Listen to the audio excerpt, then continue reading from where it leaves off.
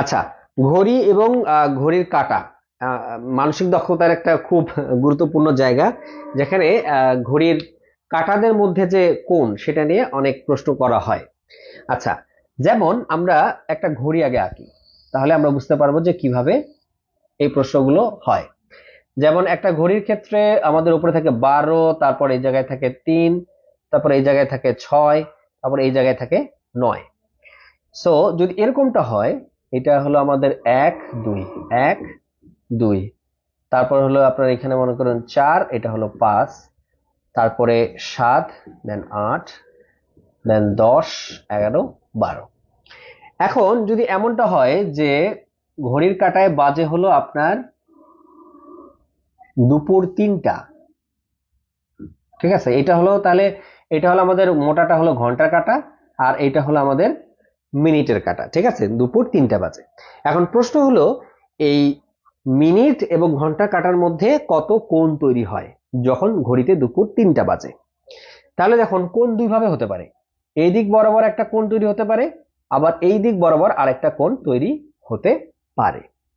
আমরা কিন্তু দুইটাই বের করতে পারি। কিভাবে দেখুন, এই কোণটা বের করার সূত্র হলো, একটা মনে রাখবেন, 11m minus 60h divide by 2 modulus, অর্থাৎ নেগেটিভ ভ্যালু আসবে না, এটাই হলো মেইন সূত্র। এখানে এম মানে হলো মিনিটের ঘরের ভ্যালু কত, আর ঘন্টার কাটার ভ্যালু কত। দেখুন এখানে সময় যেহেতু 3টা বাজে, আর মিনিটের কাটায় আমরা কি দেখাচ্ছি, যখন আপনি হিসাব করবেন যে 3টা বলতে মানে মিনিটের ঘরে কি শূন্য না, আপনি জাস্ট এই দিক থেকে কোনো ভ্যালুতে আসে নাই, 12 মানে শেষ পর্যন্ত কি শূন্য।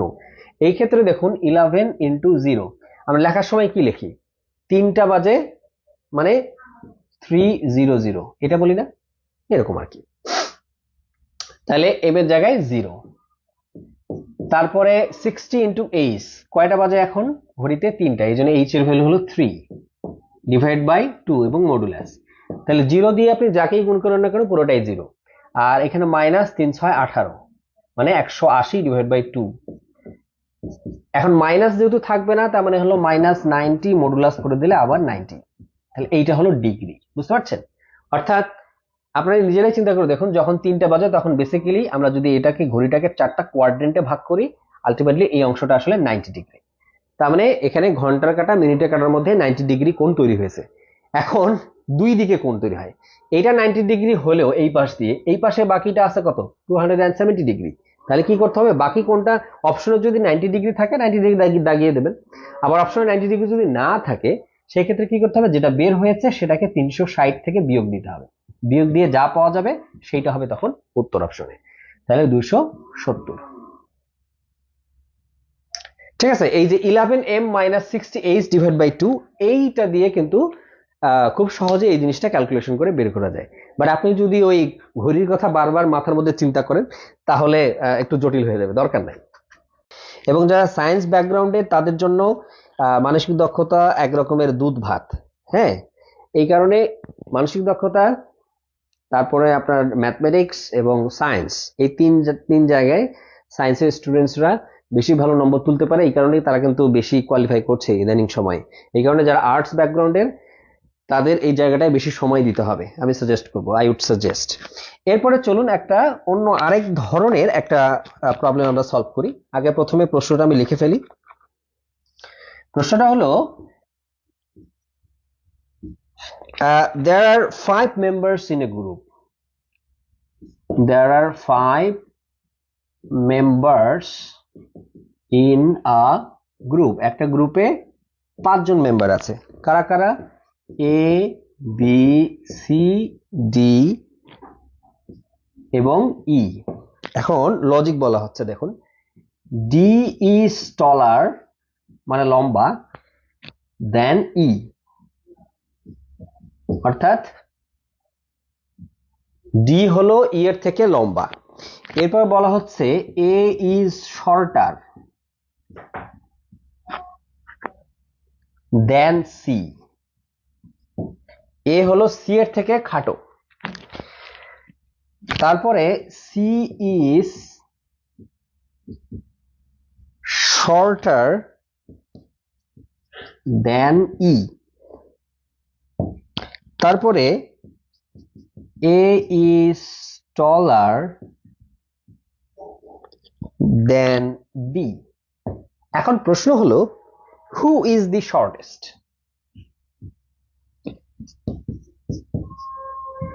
অনেকে এই বিষয়টাকে বুঝতেই পারে না যে এই বিষয়টা মাথায় ক্যালকুলেশন করা উচিত নয়।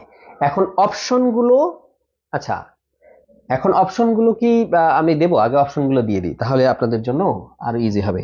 আপনারা একটু কমেন্ট করবেন যে কোনটা রাইট, ই রাইট নাকি ডি নাকি সি নাকি বি নাকি এ। তাহলে আমি আপনাদেরকে প্রশ্নটা আবারও একটু বলি। দেয়ার আর 5 মেম্বার্স ইন এ গ্রুপ। একটা দলে 5 জন ছিল।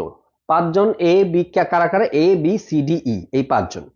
এখানে প্রথম লজিকটা হলো D is taller than E. D E এর থেকে খাটো। A is shorter than C. C is shorter than E. A is taller than B. Who is the shortest? সবচাইতে লম্বায় কম কে, মানে সবচেয়ে খাটো কে। ঠিক আছে, তো এই বিষয়টা সলভ করার সময় মাথায় করবেন না, এটা একটা রিকোয়েস্ট। এই জিনিসগুলো কি করতে হবে? আপনার পেন্সিলটাকে ইউজ করতে হবে আপনার যে এক্সাম পেপার সেখানে। তাহলে দেখুন প্রথম যে লজিক সেটা হলো D is taller than E. So আপনারা কি করবেন? এই জায়গাটা হয়তো দেখতে পাচ্ছেন, আমি কি করি এই জায়গায় প্রথম একটু মিশাই দেই। এই জায়গায় বাকি অংশটা দেখাই, তাহলে আপনাদের জন্য ইজি হবে। তাহলে বলছে ডি ইজ টলার দেন ই, তাহলে কে লম্বা? ডি নাকি ই? অবশ্যই ডি লম্বা। তাহলে চিন্তা করে দেখুন, আপনি কি করবেন? একটা দাগ টানবেন, এভাবে করে একটা দাগ টানবেন পেন্সিল দিয়ে। দাগ টেনে দেখান একটা ছোট দাগ আর একটা দেখান বড় দাগ। তাহলে চিন্তা করে দেখুন, যেহেতু ডি ইজ টলার দেন ই, তাহলে এখানে এইটা হলো ডি যেহেতু লম্বা, আর টলার দেন কি ই। ই হলো খাটো, ডি হলো লম্বা। প্রথম লজিক শেষ। ইচ্ছা করে একটু ছোট বড় করুন। তারপর এ ইজ শর্টার দেন সি। তাহলে এ হচ্ছে শর্টার, মানে এ হলো খাটো, আর সি হলো কি লম্বা। তাহলে এ ইজ শর্টার। তাহলে কি এ আর সি নিয়ে আপনি কি করেন? আরেকটা লজিক সাজান এই পাশে। এ কে দেন ছোট করে আর সি কে দেন কি লম্বা করে। তাহলে আমরা দুটো লজিক পাইলাম। এই জায়গায় ই হলো ডি এর থেকে ছোট, এই জায়গায় এ হলো সি এর থেকে ছোট। আবার পরের লাইনে দেখা যাচ্ছে C is shorter than E. C is shorter than E. আবার এই সি বেচারা আবার ই এর থেকেও কি ছোট। তাহলে বাস্তবিক ক্ষেত্রে এটাকে যদি আমি অরিজিনাল ধরি, তাহলে দেখো সি দেখুন কি হবে, ই এর থেকে ছোট হবে। তার মানে আপনি কি করুন? ওটা থেকে একটু ছোট করুন। তাহলে এটা হলো সি।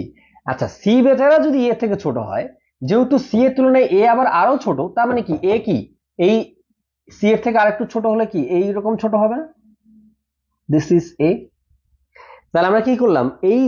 এই তুলনাটাকে ঠিক এই জায়গায় আবার রিপ্লেস করে দিলাম। তাহলে দেখা যাচ্ছে কি সবচেয়ে ছোট হলো এ, তারপরে উঁচু হলো সি, তারপর হলো ই, তারপর হলো ডি।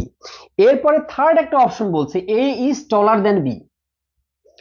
এ আবার কি বি এর থেকে লম্বা, তাহলে এর থেকেও আরো ছোট হলো আমাদের বি। তাহলে চিন্তা করে দেখুন, আমরা যদি এইভাবে করে গ্রাফিক্যাল রিপ্রেজেন্টেশন ক্রিয়েট করি আপনার পেন্সিল দিয়ে জাস্ট একটু, তাহলে আপনার কিন্তু মনে রাখার আর মাথায় পেন নিতে হচ্ছে না। আপনি কি করলেন? প্রতিটা ক্লুকে আপনি ব্যবহার করলেন। তাহলে আপনারাই এখন বলুন যে আমাদের এখানে সবচাইতে ছোটকে আর সবচাইতে লম্বাকে। এই বি হলো একেবারে স্মলেস্ট মানে শর্টেস্ট, আর ডি হলো টলেস্ট। এখানে প্রশ্নটা দুইভাবে করা যেত যে হু ইজ দ্য টলেস্ট। তাহলে ডি হলো টলেস্ট আর বি হলো শর্টেস্ট। তাহলে এই প্রশ্ন অনুযায়ী এইটা হবে উত্তর। 46তম বিসিএস লিখিত, 47তম প্রিলি ও লিখিতের কার্যকরী ও ইন্টেন্সিভ পূর্ণাঙ্গ প্রস্তুতিতে অনলাইন রেকর্ডেড ব্যাচে ভর্তি হতে স্ক্রিনে দেয়া হোয়াটসঅ্যাপ নম্বরে যোগাযোগ করুন।